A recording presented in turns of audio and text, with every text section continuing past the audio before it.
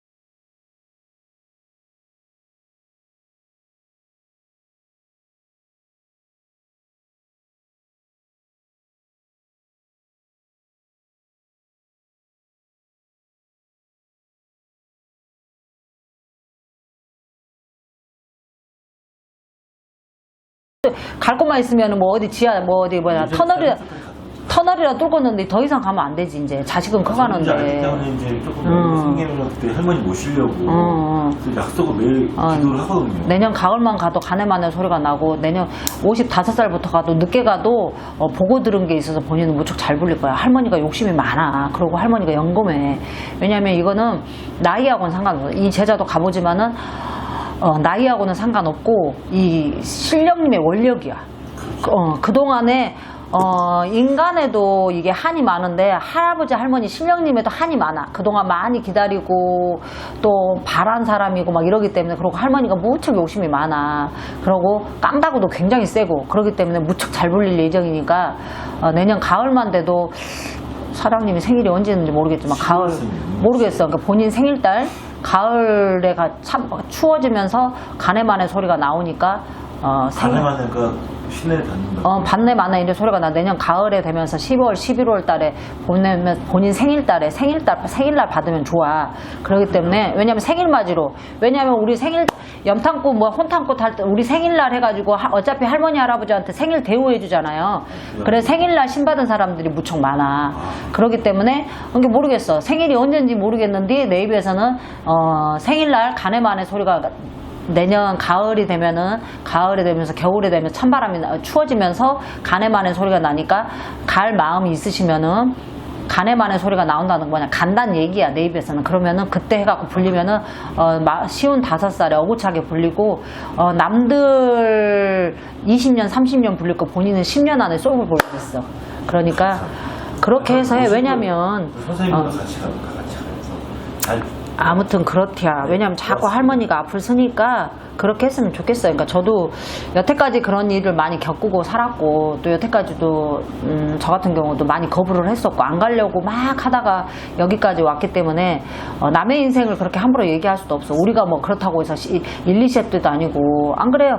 뭐 40대 막말로 30대 후반 40대 초반까지만 다른데 벌써 중년되고 말년되고 또 반백살이 넘어가고 이러면은 사람이 마인드 자체도 그렇지만 마음이 사람이 용기도 그렇고 자꾸 자신감이 떨어지고 할 수 있을까라는 그런 자꾸 우려감과 두려움이 나타나기 때문에 신중에 또 신중을 기해야 되는 거야. 왜냐면 우리가 뭐 엎어지고 까파진 게 하루 이틀이 아니고 한두 해가 아니고 한두 번이 아니기 때문에 자꾸 이게 자존감이 떨어지고 용기가 자꾸 바닥을 치는데 그러면서 한 번 더 생각하고 그러니까 같은 말을 하더라도 어떻게 말을 전달하는 것도 무척 중요한 형국이고 세 번째 거 찍겠습니다. 안녕하세요. 김포 수련당입니다. 자, 오늘은 개묘년 개띠 하반기 운세에 대해서 알아보겠습니다. 자, 개띠 하반기 운세 개묘년 30살 갑술생 개띠부터 알아볼게요. 자, 30살 갑술생 개띠 올해 개묘년 하반기에는 이 갑술생 개띠는 재주가 무척 많고 자유분방한 성격을 가지고 있는데 이분들은 재주가 많아서 그런지 한 가지에 만족을 못하세요. 그래서 개척정신도 좋고 매사에 의욕이 넘쳐서 좋기는 하는데 이분들의 특징이 그래서 용두삼이에요. 머리는 있는데 항상 꼬리가 없는 형국이고 그렇기 때문에 한 우물을 파야 결과물이 좋게 나오는 그런 성격을 갖고 있는 분들입니다. 그래서 올해는 전반 쪽보다는 후반 쪽에 문이 열려서 무척 좋을 일들이 많아요. 직업운도 열리고 애인이 없으면 애인도 문이 열리고 이분들은 또 그리고 남 밑에 따까리 신세를 못해요. 본인 사업을 하거나 아니면 우두머리 사주를 갖고 있기 때문에 본인이